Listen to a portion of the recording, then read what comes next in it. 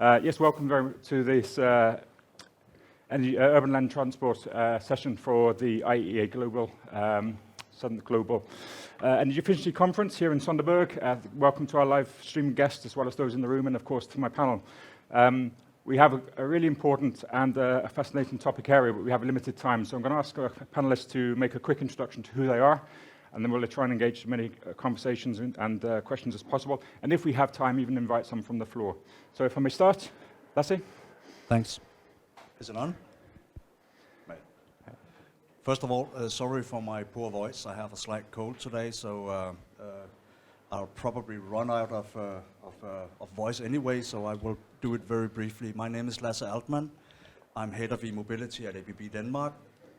I'm actually an e-mobility veteran, I can say now. I've been working within the e-mobility sector since 2009 in various positions, but since 4 years ago, I started working for ABB. So my focus is on infrastructure solutions, and especially, I would say, intelligent infrastructure solutions for e-mobility.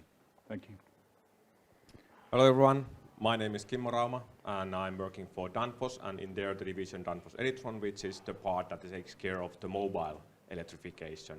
So I have 3 business units in there, which is off-highway sector, on-highway sector, and marine sector. And this is under my responsibility, and even I'm not looking like the veteran, I still have about 20 years because I started up my own company in this industry, so have been seeing them from the small to the big. So thank you.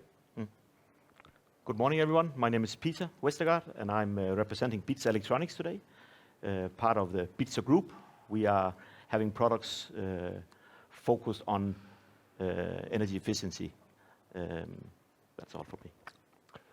Well, good morning everybody. I'm Rune Norak. I am responsible for transport policy at the Confederation of Danish Industry. We represent companies who, within the entire value chain of green mobility, from technology companies who produce the solutions to energy companies who have produced the new fuels, and of course transport companies who are dying to start this green transition. Thank you. My name is Nikolai. I'm representing a company located here in Sonderburg, partly, called Better Energy. And we are actually energy producers, independent power producers. So that's what we do, and we are building solar, large-scale power parks. But of course, we have also a lot of focus on using the energy in a clever way. Yeah, perfect. Thank you very much. Clearly, we have a living challenge in times. The recent IPCC report clearly showed that we're running out of time to make the big differences needed to make our society and our planet a more livable place. We have, therefore, big challenges, but also huge opportunities, and I think it's good to see the balance of both of those things. We can't deny the challenges, but equally, we have to see the opportunities.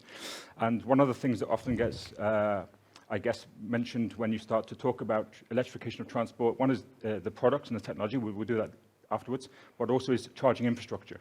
How do we supply energy to all of these vehicles in various shapes and guises? So I'd like to take some first thoughts on what you see as some of the fundamental things we need to see or are key to the success of EV charging infrastructure. Lasse, your thoughts?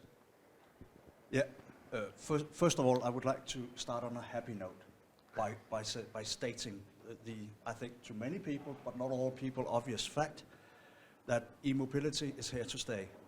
And actually the technology we're using on the e-mobility side is actually much more mature than I think many politicians realize.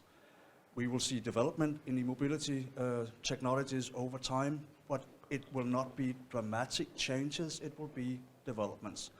My point here is that I think the major obstacle that I see right now is not that we lack private investors, it's not that we lack technology, it's actually we need the politicians now to pave the way.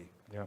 And we need them to be quick about it, because it's already starting, and if we want to do this in a good, intelligent way, we need them not to be barriers, but to be enablers, really. So we need a much quicker strategy from politicians to make sure that this will happen in an optimal way, again realizing the simple fact that this is going to happen. Yeah, absolutely. Thank you for that. And again, I think there will be an ask at the end of the session from everybody in terms of what we would like to see from governments and politicians to enable this transition. But Kimmo. The question is about the charging infrastructure. Yes, just to make sure. From my point of view, I think that one thing needs to be clear for everyone. We have the electric grid everywhere, basically, at least in Europe. So it's available. So now the question is that how we get the connection between the grid and the vehicle. So it's not too difficult. We just either need to have the access points, which we have already, and we just need to implement them around. But the second point I also want to state out here, who are here, you can go outside and there is a nice Volvo truck out there. And in that one, it's already a change of the mentality there, that it's built in the truck, so you can grid connect that anywhere in the utility, wherever you have a point. Yeah. And that's also a capability that can now charge that vehicle anywhere with the power that is capable. And of course, I'm proud as well of that product. So just that there is different ways, and basically the technology is not the thing that is preventing it. It's just to make the action. Yeah, picking up on that point, if we jump over to Nikolai, in terms of Kimmo's point there, that energy is ubiquitous in Europe, or at least power and electricity is ubiquitous, but there are, of course, some challenges in certain rural locations. You obviously work in this area where you can bring renewable technologies into that. One of the largest issues and challenges that we have is actually the power grids, as I see it. Because we need there's a lot of chargers coming into the market now, a lot of production coming in as well, and that is the bottleneck as I see it, is the limitations in the grids.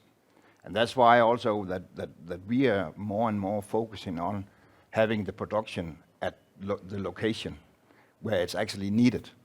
So we are actually not spending our time and money on transporting all this power, fuels around the world, but actually producing it where it's going to be used. Produces the power of... and that is due to the limitations in the power grids. Yeah. We'll come on to that because I think that's an important question. Peter, again, you, I guess, look at things from a slightly different perspective of actually reducing the energy consumption to some extent that trucks rely on. What are your thoughts in terms of charging infrastructure and the supply for the rollout of particularly heavier vehicles? Yeah, because if you look at the challenges here and break it down and say what is actually what can we do right now and how can we actually try to get started on this right now, then looking at good transport and more specific on food transport, where you need a refrigerated unit to move your goods around. Then today, just alone in Europe, we have 300,000 of these refrigeration units. Each one of them, they are consuming around 4 liters of diesel each hour that they are cooling the foods down. That's 1.2 million liters of diesel each hour, only in Europe. And this will increase because there will be need for more and more food. People are, the populations in cities are growing. So why not start to actually focusing on actually make efficient cooling something we should win on in Europe, and actually focus on strategic places to be able to charge these refrigeration units in Europe. Perfect. We'll come back a little more to that solution, which I think is quite innovative, because, like you said, more food transportation and, of course, warmer climates need for more refrigeration. Rune, from your perspective of your membership, again, what are some of the things that you're seeing, or one of the things that you're being asked for to sort of support this transition? Yeah, well, I think it's important that when we talk about the infrastructure, that it needs to be able to supply 2 things for the transport companies or for the rest of the society. We have to deliver high mobility of people, of freight, of goods, which is absolutely a necessity in a modern society, and even with increasing urbanization. And the other thing is, of course, the decarbonizations. So you have to deliver on both key factors if you want to make this green transition a success. And in regard to the power grid, there's a big difference between personal cars and trucks. Obviously, it's a difference if you have I think many people or many transport companies want to charge at home, but that's a big difference if you only have to charge one personal car, or even 100 trucks who have to be ready next morning to deliver goods to the customers. So the power grid, as you said, is very important if you want to increase the electrification of the transport sector indeed. Exactly. Yeah, very much so. I'm always keen to focus on the opportunities and what exists, because I think we should, and because it genuinely does. But equally, as I say, we shouldn't shy from the challenges or the barriers that exist. So again, maybe just get some of which have been touched on, but just get a flavour for what you see as the key barriers that affect your business or your organisation that you're involved with in delaying this transformation. Again, Nikolai, perhaps start with you. I'm not sure I understand your question, David. What are the barriers that you see that are inhibiting the rollout of mass fleet electrification, for example? Yeah, we have touched a little base on that, but as we see it, it's still the grids, because there's a lot of power. Really a lot of power is going to be needed. Is it a technical problem or more of an issue? Because I know in large parts of Europe where we're active, it's actually permissions and regulations to connect to the grid rather than actually the capacity of the grid. I know that also is an issue in some places, but Yeah. what are you seeing? Yeah, but from our business, we are a producer, so we are actually building these power plants and get them then grid connected to the grid. Saying that's a long process and really a lot of regulations and a lot of technical stuff to be done. Mm-hmm. Having that said, when we have these grid connections, I think we should combine them with electrical charging, because we have the production of the power right there at that spot, and we have the grid connection already done. And that goes also for the windmills, because they also have the grid connection right there. But okay, we'll come back to that, because again, one of the things I see is often it's not a case of not having the ability to build a solar farm or wind farm, for example, but it's the grid connection and the permissions to do that, which are often inhibiting factors, which clearly is a policy issue that we can perhaps touch on. Yeah. Rune, again, any particular thoughts, just briefly on some of the challenges that your members are facing or bringing to your attention? Well, I think when we talk about personal cars, I think one thing you have to bear in mind, it takes time to shift the entire fleet we have. We're expecting to have 1 million electric and plug-in hybrids in Denmark in 2030, but we will still have more than 2 million with a combustion engine still in 2030. For trucks, price and cost is obvious a barrier. The electric truck is at current time probably 3 times as expensive as an ordinary diesel truck. Who's going to pick up that bill? Is it the buyers of the transport services? Is it transport companies? Or is it support schemes from the public, which is needed? And the last part, electrification is very important in urban areas, but we also need other alternative fuels for some of the long hauls, that being hydrogen, power to X, biofuels, whatever. But electrification is obviously very important in urban areas. Yeah. I think we touched on this in a conversation yesterday around the actual, the owners of diesel trucks don't pay the true cost of running their vehicle when we look at what goes around that, and in terms of emissions and pollution, etc. So again, that may be something which we can touch on, but let's also go to Peter in terms of, again, just briefly, some of the challenges that you're seeing, which in your mind are inhibiting the more speedy rollout of fleet transportation.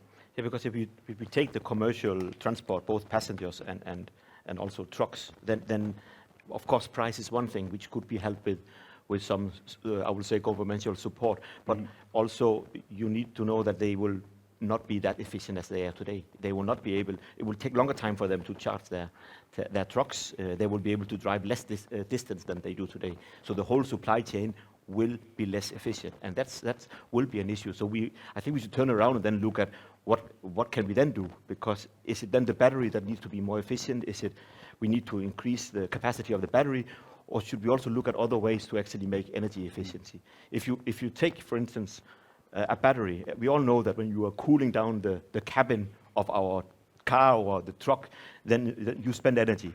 So if you take a battery and say, let's extend it with 5% and make it 5% more efficient on the capacity, then this will make 20 kilometers more in distance. But if you take a compressor with CO2, a natural compressor with CO2 compressor, then you will actually be able to increase the distance with around 160 kilometers. So 38% efficiency. So it's a matter of also look at about energy efficiency, not only the the barriers that we have today. Yeah, no, energy efficiency is of course fundamental, but also I think sometimes also is business models and actually how you conduct business. And going back to your charging, you just run your businesses differently because you have to. Kimmo, what are your thoughts? I would like to point out just a few things. When we talk about fleets and trucks and the heavy duty, the legislation is not there. We just saw that the European Union voted that they will ban, but it's every time about passenger cars because it's what is interest, and that's also easy to say that who is paying the bill. It's the end user anyhow. And car is anyhow not used. It's 96% on the yard. It doesn't matter. Basically, it's as useless as necklace in principle.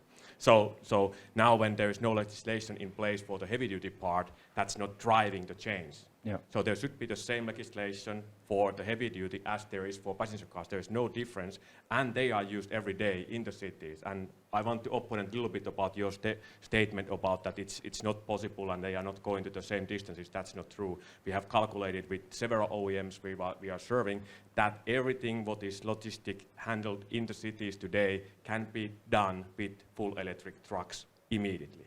It's not about the technology, it's just that there needs to be legislation that you cannot use anything else, and then it will happen. Yeah. Everything is ready for that. Yeah, legislation and education, I think also. Awareness of these things. That's it. Two challenges, but they're both related in my mind to legislation as well. We talk about the grid challenge. So the simple fact that we cannot charge all these electric vehicles at the same time without massively investing in the grid capacity, and there's really basically no need for that. I think we need to realize the simple fact that we can charge electric vehicles intelligently, reducing the investment needed in the grid, and someone needs to take charge of this. Someone needs, and by someone I definitely mean politicians, someone needs to ensure that we are not over-investing in the grid. It will simply be too costly to do this transition if we just want to charge every vehicle at the same time. Yeah. We can do that in a much more intelligent way. And again, this is not something we have to invent. We have the basic technology for this, but there needs to be a frame condition for this. So there needs to be some legislation regulating this, and it needs to be in place already now, basically. Very quickly, yeah. I do actually have some sympathy for politicians, unlike many, I guess, because things are moving so fast. You know, technologies are moving so fast, and governments traditionally, by nature of having to be cautious, move slowly. And I think there's a disconnect there. So I think one of the things that comes across from my activities is that, again, there's that politicians are wary of making choices because is it there? And often they don't aware of what's available, but also what's next. Maybe hydrogen will become the thing. Maybe something else will become the thing, and that leads to inertia because we're actually then not making decisions. So what I'd like to do now is just touch on what is happening on the ground, what your company's organizations seeing and doing, which mean this, like you say, the technology exists. Examples of us all around us, trucks, boats, and everything else. So again, let's start with actually going reverse. Lassie, your thoughts on what is it that's actually available, and what is available now that enables us to go forward with this transition immediately. Yeah, but again, I would say that the technology is here. I mean, we're looking into refinement of technology, but it's here. But what we face, I would say, every single day from ABB perspective is a massive amount of customers, private companies that are willing to invest in this, but feel a certain uncertainty, especially based on what will happen, not on the technology side, but on the legislative side. So my appeal will really be, again, I also sympathize with politicians here, but we really need politicians to make a stable environment for these private companies to invest in. Thank you. They want to, but they are afraid what will happen tomorrow if legislations are changed by tomorrow. The investment can be lost. Yeah. So my appeal would really be from politicians, please make a long-term plan, a stable investment environment that these companies can invest in and feeling secure about their investments. Yeah, I think the money's there, isn't it? And external money, so it's not about governments paying for everything. Of course, there is. We'll talk a little bit more about where they can perhaps put some money behind the transition also, but it's not all about that. There's private money available.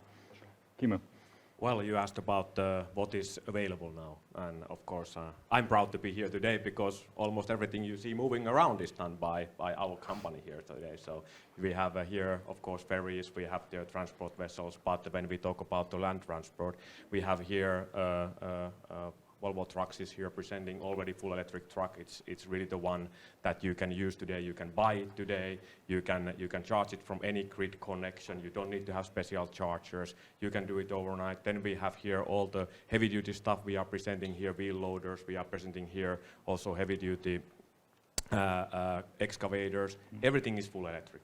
And just that everybody understands that why full electric is better and why electrification is better. The energy used for doing the work is reduced 70%, 70, when we go for full electric. So everything that is used as energy will be reduced 70 to make the same work. So there's no question about that electrification is the solution. It is the only solution that will change this because of this efficiency. So and whatever applications there are, we have done everything what is moving in the cities.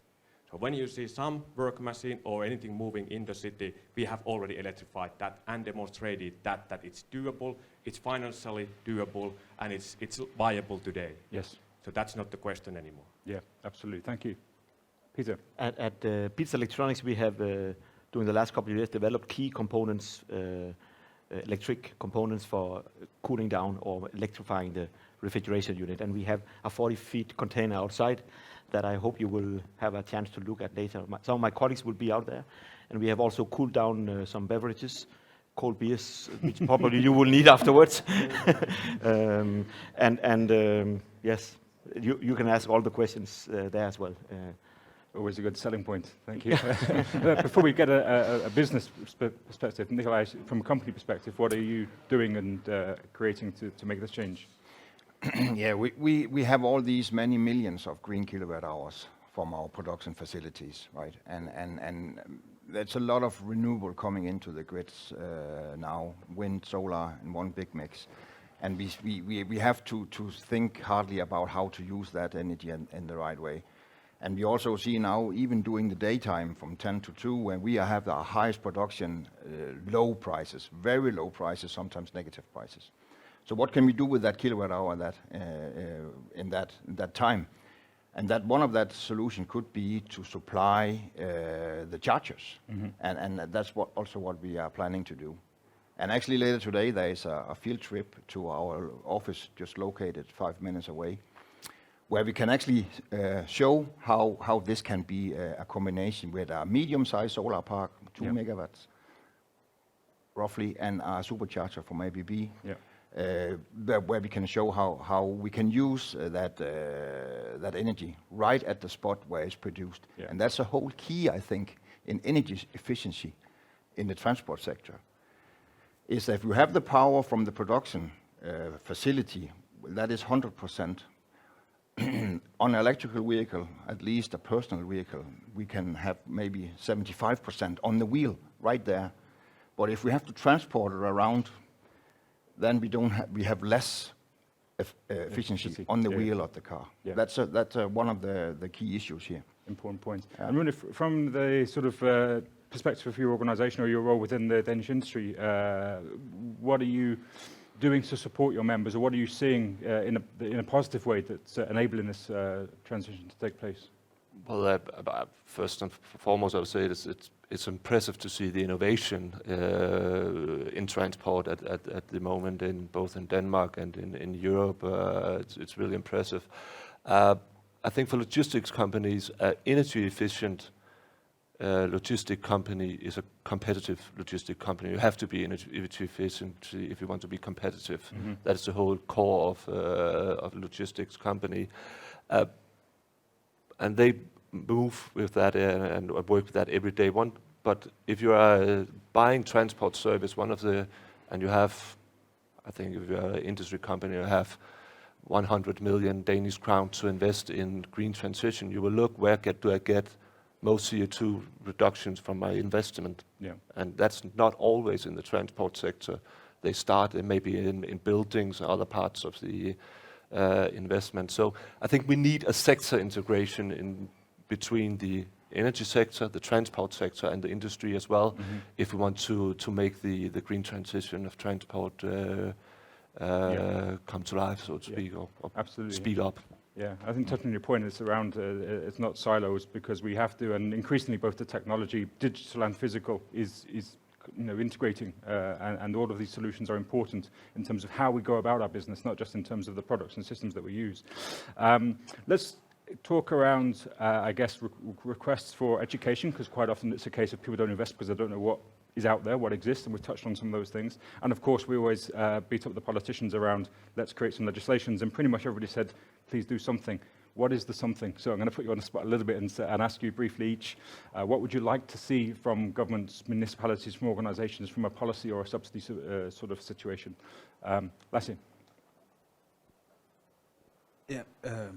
First of all, I think I would like to see politicians recognizing the actually quite large experience we have within the mobility sector already now. We've seen over the last years that the interest in e-mobility from a politician point of view has picked up. We have probably reached a situation now where most politicians recognize the fact that it will become a fact. But we have a lot of experience actually already from the industry that could be utilized by politicians, and there's no need to invent everything from the bottom, and there's especially no need to invent something from other sectors that are already out of date and not really compliant with e-mobility. So I would definitely recommend that these experiences that has been accumulated over the last decade, from the very small scale to now increasing size of scale from many companies, are utilized when making up this future legislation that we need in this sector. And there are a number of examples why this will be important.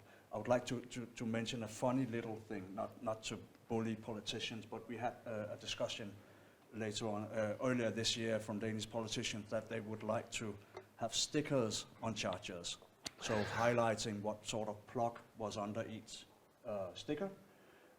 I guess it comes from old petrol companies, where you could take diesel or petrol and do it the wrong way around. And they were basically asking every charge point operator to go out and put stickers on all their chargers at tremendous cost, probably, for no reason at all, because as everyone who works with e-mobility would know, is that you cannot place the wrong plug in the wrong car. It's simply not possible. There's no need. And this is just one silly, maybe small example, but my point is, let's use the experience we already have now. It's there, it's available. The education piece is absolutely critical, I think, to enable that understanding. It's easy to be critical of people who have that misunderstanding, because a lot of the thinking is on how things were, like you say, and you could often get the wrong choices at a petrol pump. Kimmo, particular, anything, in terms of actual physical suggestions for support from governments and organizations? Thank you, David. I try and keep it to 5 I minutes. will have two clear ones, and the other one is that please consider other than passenger cars. Remember that the heavy-duty part is the key part. They are used every day in every city of our areas. So please focus on that one and enlarge the legislation and in support to that area as well. The second part is which is picking me quite often, is that I hear the response from everybody that, okay, the battery technology needs to develop this and this much and then we are ready. That's not true. The technology is ready today and we can do everything today, and the payback time is already there. So please just make sure that the surroundings and the legislation is supporting this. But I don't want to hear any statement that the batteries or the technology is not ready. Thank you. Peter?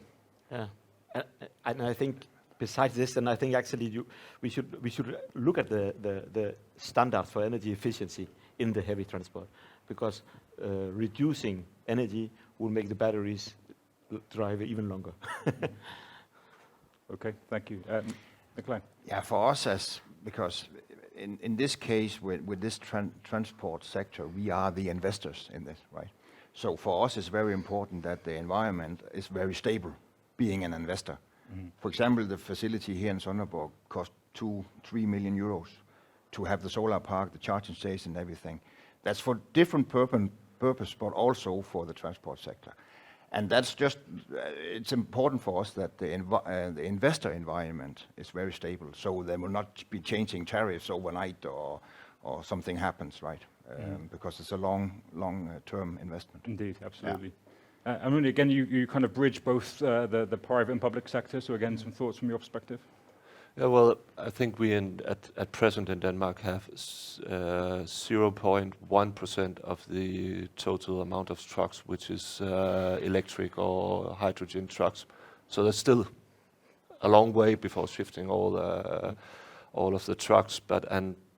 As I said, at present, one of the issues is that the electric truck is 3 times more expensive to buy than a diesel truck. So in a transition period and to speed up the process, you would need some sort of public support schemes, which is in place in Germany, which is in place in Sweden, and we are still lagging behind in Denmark. So that's one of the agendas which we are pushing as an association. And another thing, we've talked a lot about trucks, but we still have to remember the passenger cars. We're not finished talking about passenger cars, because it's still more or less, even if we have 1 million electric cars in Denmark, the private cars will still be around more than 50% of the emissions from transport sector in Denmark in 2030. So we also have to talk about energy efficiency in personal transport, which would include better public transport in urban areas, bicycling also. So there's not one quick fix solution to this. We need a lot of political instruments to be both energy efficient and to make it more attractive to invest in electric trucks. What are your thoughts in terms of then, do we either support the cost through subsidy for the more expensive capex immediately, but let's not forget the opex is much cheaper, so there is that benefit. But do we support from a subsidy perspective, or do we just punish more those who are polluting? I think we have to. I think we are open to discuss in a long term whether or not we should shift some of the taxations to, for example, road pricing in Denmark, and make. We have to at least tax smarter than we do now. If the fuel taxation is still, a lot of the taxation is on the energy content and not on the CO2 emissions. So you can still do a lot with the taxations, but we also have to bear in mind that the road haulage industry and the logistic companies, they are there for reasons. They are there to perform services for the industry to make it attractive for your goods to come out to customers all around the world. So we have to still make and that was my initial point, that we need a high mobility still, even though we are in a green transition. So we cannot only use the stick in balance of both things. Kimmo, you wanted to make a point? Yeah, just because every one of us knows that we have no time. So for sure we need to punish those who are polluting, without the question. We need to punish those heavily. But at the same time, we need to give credits to the ones that are moving first. So we need to give subsidies to the ones that are showing the way. But these are the two things. But for sure, I vote for punishing all of you who are driving. Sorry for that. A big stick, and then you can go get a beer from Peter later. Before closing remarks, any thoughts or any questions from the floor? We have just a little bit of time, so if you could keep a concise question. So Nina, if you could perhaps pass the microphone. Kimmo, you'll have to shout next. So you can't answer. Come in. So if we have 2 questions, see if we can get through those quickly. Yeah, I don't know if this is a good time to admit having been a politician in Denmark for 15 years. Luckily not now. So I would just want to comment back to you and say that you probably want to be more precise in your advice to the political. I hear you asking for change and stability, and at the same time, which of course is a little difficult. But I think what we were told for a while was that if you lower the prices on electric cars, then everything else will follow. And this has proven wrong. Danes are buying cars that can be charged at a record high number, but they're having problems with the energy companies not being able to service them. So now their hybrid cars are driving on gas. So my question to you is, going back to Rune's initial remark on mobility, because if we look at urban transportation, what it really is a mix of mobility issues. So bearing in mind that we're talking about places where people live on top of each other and therefore cannot charge their car in their own garage, and with a large social divide between people who have can afford all the solutions for themselves and people who can't, what would be your first decision as a Lord Mayor of Copenhagen if you were to promote e-mobility in a huge city? Thank you. Again, just a brief response actually, because it's an interesting point. As I say, it's about being specific of asks sometimes. And again, we know that there are, if you pass that back to Lasse actually, he can start. There are solutions for off-street parking and various things, but I think the societal divide is I guess we throw that back at the politicians a little bit. But in reference to the point, a quick response, Lasse? First of all, yeah, mobility in cities are a lot of things, but if you are specifically talking about e-mobility solutions in cities, I think it's fair to address a misconception that many people still carry around, that you need to charge your vehicle every day and you need to have your own charger to make it work. And I'm the living proof of this not being the case. I live in Copenhagen. I drive 40,000 something kilometers a year in my electric vehicle, and I do not have a charger at home, of course. I have a flat, I live in a flat, so I do not have. So the infrastructure needed is not as massive and extensive as someone might think. And this is again comes back to maybe my earlier point that we need to take into consideration the learnings we already have. So we don't need to invent this as a big issue, something that needs to be tackled with a massive investment. It's not needed, it's not relevant. In reality, lots of people, and from a statistical point of view, the majority of all people owning a car in Copenhagen do not need to charge their vehicle, maybe only need to do it every 7th day or something like that. So again, the problem might not be that big, and we do have the experience and the knowledge to actually deal with it already now. So again, we don't have much time here today, but I fully understand your point, and I also understand that we need to be much more specific in our advice to politicians than we have been so far, and this is something we need to work on, I'm sure. Thank you, Lasse. Again, I've got one more question I want to take, so if we can respond initially to the point there briefly. You asked clear advice, so just ban the ICEs now. Thank you. So just ban the ICEs now. The market will solve your problems afterwards, don't worry. We are there for you. Thank you, Lasse. Peter? I don't have anything. Okay. So, Rune? Well, I should be able to answer Morten's question here, but I think I would recommend two things to the Lord Mayor of Copenhagen. One, invest in public transportation, invest in bicycling, making energy-efficient transport more attractive in the center of Copenhagen. And then make it attractive for road companies to use electric trucks. One of the issues we have in Copenhagen and many other cities in Denmark is that you're not allowed to deliver goods before 7 a.m. in the morning. So the trucks, electric or with the combustion engines, all drive in the rush hour, which makes it less energy efficient in any way. And so make it attractive to use an electric truck before 7 a.m. Perfect, thank you. Nicola, briefly. Yeah, very shortly, I think Copenhagen and the big cities are one issue, but I think also to make this happen, to have success in this electrical transport overall, it's also a matter of spreading it out to the whole, you can say, country area as well, because I also drive electric cars. I have done it for many years, and a lot of people are asking me, what, if you drive to that location up there, can you then charge? Yes, I can, or no, I can't. But to make the whole electric transportation a success, we need to spread out also in the, you can say, thin areas of Denmark and each and every country. Okay, thank you. We just have one time for one question, a very quick response. Thanks so much. It's a very informative session for me. I came from Dubai United Arab Emirates, so this is very new information. So I have two very quick ones.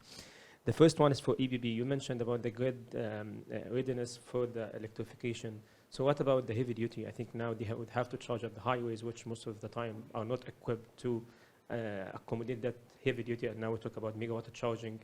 Who is the responsibility to actually upgrade the grid for heavy duty vehicles for charging? Or should we go with hydrogen? Even if it's hydrogen, who is the responsibility to do the upgrade of the grid? The second one, very quickly to Danfoss, you usually give the example of Sonneberg as an example of electrification, but what is the percentage of electric fleet in your global fleet, and what's the economic case of that specific percentage, if you have any numbers as well? Thank you. Again, we're limited on time, so I'll ask you a quick response, and of course, you can always he can always grab you afterwards for a more detailed one. So, a quick word in reply. It is difficult to answer that quickly, but the infrastructure for heavy vehicle transportation is very complex. It varies from city transportation to long-haul transportations, and it's difficult to answer with one sentence how to do that. But the technology is basically available, and it will become even more so in the not-so-distant future when we will be able to charge heavy vehicles with maybe 1 or 2 gigawatts instead of megawatts instead of what we are doing today. So we can charge them faster, and that will make it possible to go further, I would say, in heavy vehicles as well. Thank you, Lasse. Thank you. Just can you repeat the question for? What's the percentage of electric fleet in your global? So you mean the company cars? So the company cars at the moment, I think that it's for us it's in few tens of %, but we have a plan that we will electrify all the cars by 25, if I remember correctly. Hopefully the number is correct, but all the company cars will be electric in Danfoss Yes, no, it's a global decision. So that's of course we are in front, and Sonneberg is our headquarters, so everything is here a little bit in front. But we have decisions made in place, and we are one of the front runners in everything what comes to the ESG in the world. Thank you. Thank you for those questions, and thank you everybody for listening, and for those watching on the live stream. A round of applause, if you could, for our guests, panelists. Thank you. And before you rush to grab Peter's beers, maybe people will be around for conversation if there are any sort of further questions. But thank you very much.